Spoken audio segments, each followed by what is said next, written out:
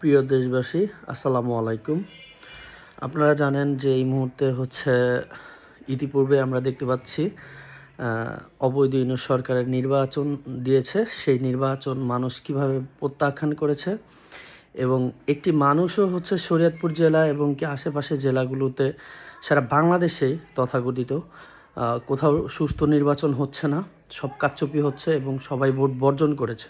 আপনারা ইতিমধ্যে বিভিন্ন টিভি মিডিয়া এগুলো খুব কম নিউজ প্রচার করে, অ্যান্ড আমরা দেখতে পাচ্ছি বিভিন্ন সোশ্যাল মিডিয়াতে দেখতে পাচ্ছি, যেমন আপনার আমার মানুষের মতো কিছু লাইভে যাওয়া এবং কিছু চ্যানেল, ইউটিউব চ্যানেল, সেখান থেকে নিউজগুলো কালেক্ট করা। অনেকেই দেখতেছি ভোট কেন্দ্রে যাওয়ার আগেই ভোট হয়ে গেছে। তারপর দেখতে পাচ্ছি যে স্লিপ নিয়ে গেছে দুপুরে, ওনার ভোটকে যেন এসে সকালে দিয়ে গেছে। আমি জানি না এটা কোন ধরনের নির্বাচন, আর আমার মাথায়ও আসে না যে আদৌ কি এটা কোনো নির্বাচন নাকি এটা একটা খেলনা। সো এটা কোনো গণতন্ত্র হতে পারে না। গণতন্ত্র কিভাবে হবে? দেশের প্রত্যেকটা জনগণের ভোট দেওয়ার অধিকার আছে।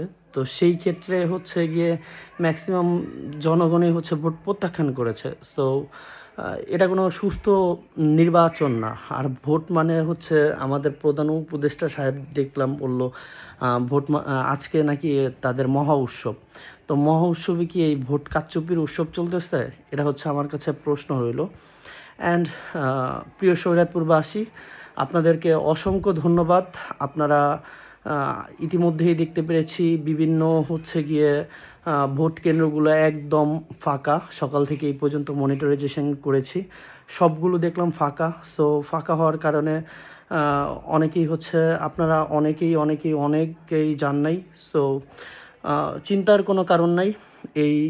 আবার তাদেরকেও বলতে চাই যারা সকালে গিয়েছেন, সারা বাংলাদেশে তথাকথিত সকালে গিয়ে দেখছেন যে ভোট হয়ে গেছে।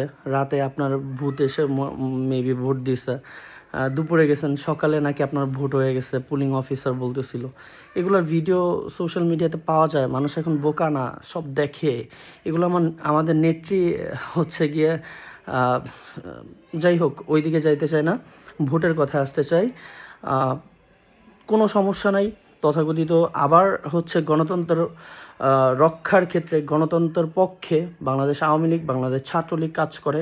ইনশাআল্লাহ আগামী দিনেও বাংলাদেশ আওয়ামী লীগ, বাংলাদেশ ছাত্রলীগ এটা নিয়ে কাজ করবে। এবং আপনাদের যারা ভোট দিতে পারেন নাই, যারা ভোট বয়কট করছেন এবং কি আজকে যারা ভোটও দিয়েছেন, সকলকে নিয়ে খুব তাড়াতাড়ি আবার একটা সুস্থ নিরপেক্ষ নির্বাচন হবে এবং সেই নির্বাচনে বাংলাদেশ আওয়ামী লীগ, তথাকথিত অঙ্গ সংগঠন বাংলাদেশ ছাত্রলীগ, বাংলাদেশ যুবলীগ, বাংলাদেশ কৃষক লীগ, সবার সমন্বয়ে ইনশাআল্লাহ একটা সুস্থ ও নিরপেক্ষ নির্বাচন আবার বাংলাদেশে হবে এবং ম্যাডাম দেশে ব্যাক করবেন এবং সুন্দর একটা নির্বাচন হয়ে বাংলাদেশ আওয়ামী লীগ বিশাল ব্যবধানে বিজয় লাভ করবেন এবং আবার এই দেশের জনগণের হয়ে কাজ করার সুযোগ পাবে ইনশাআল্লাহ।